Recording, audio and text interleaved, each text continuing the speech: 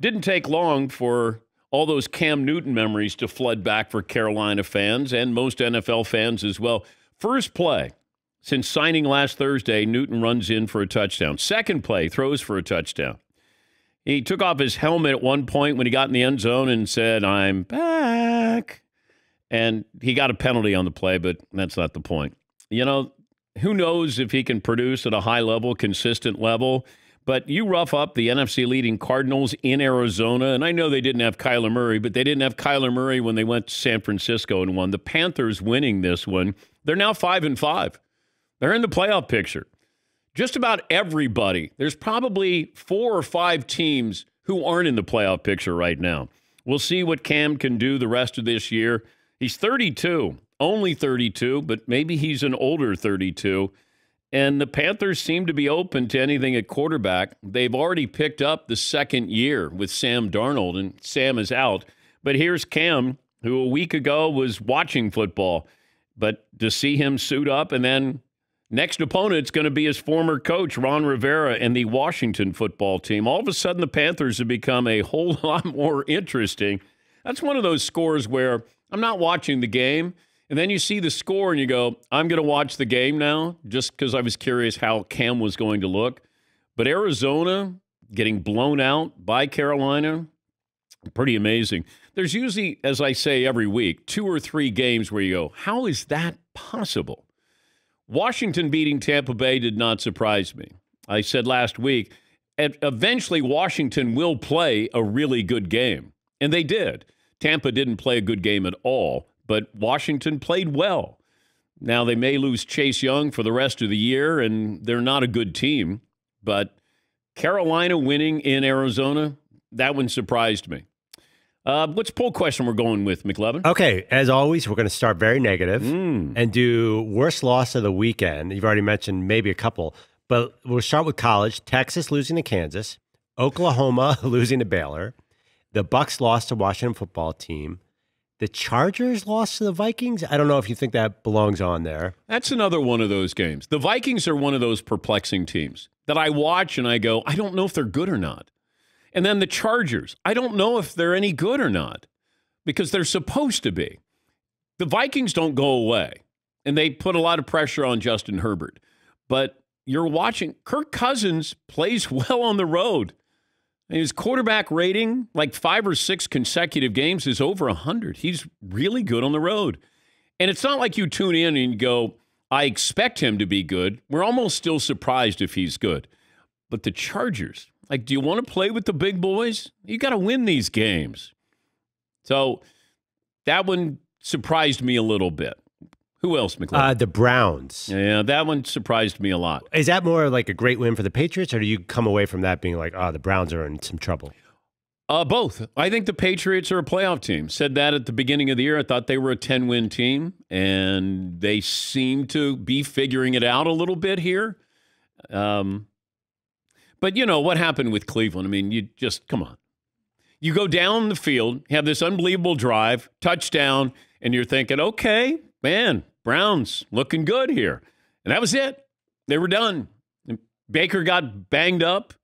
But, okay, I know it always comes back to Baker. Where is this vaunted defense? Where is one of the top defenses? Oh, my gosh, this is a great defense. They were non-existent. I mean, Mac Jones has played less than 10 games. He looks like Brady out there. Like, you gotta, I gotta start with the defense looking lame because you don't have your 2 starting running backs. Baker is, you know, playing with a banged up shoulder, but you know, you didn't put any pressure on Mac Jones. You hit him twice in the game. That was it.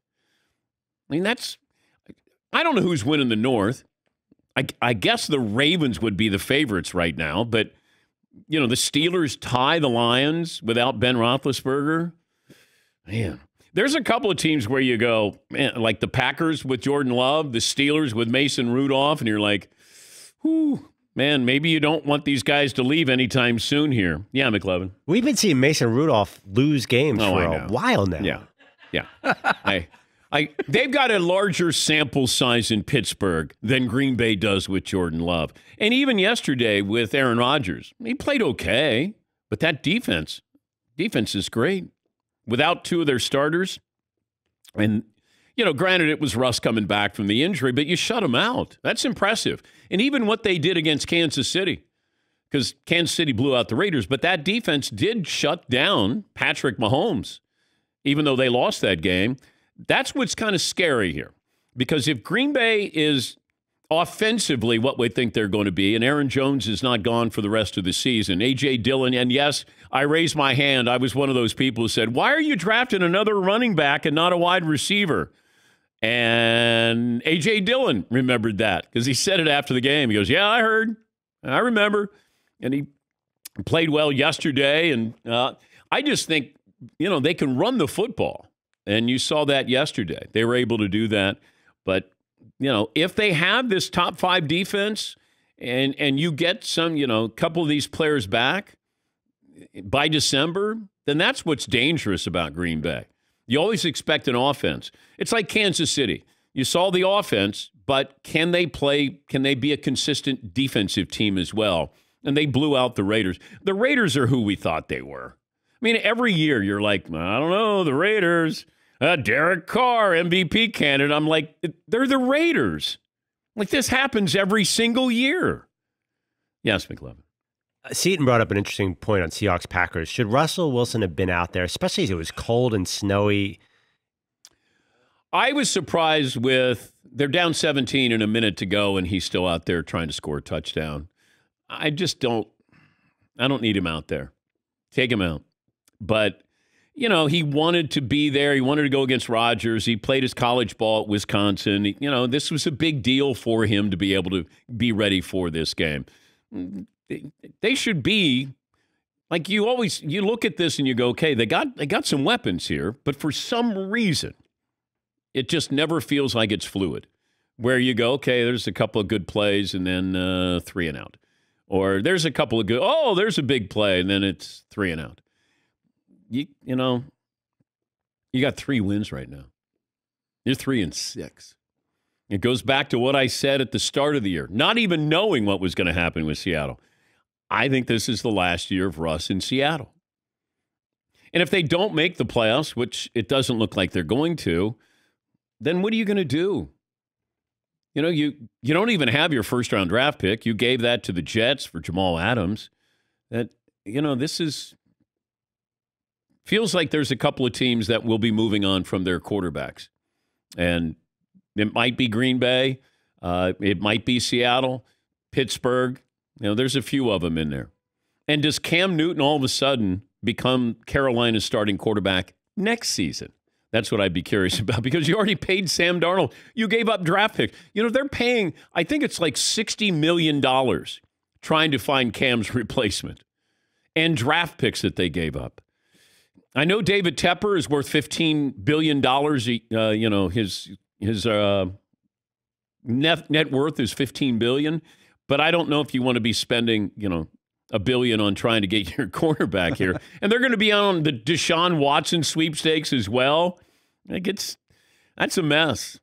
And, Christian McCaffrey, I never would have signed him to the second contract there. When he's in, it's great to have him in, but there's no guarantee he's going to be able to play, be consistent.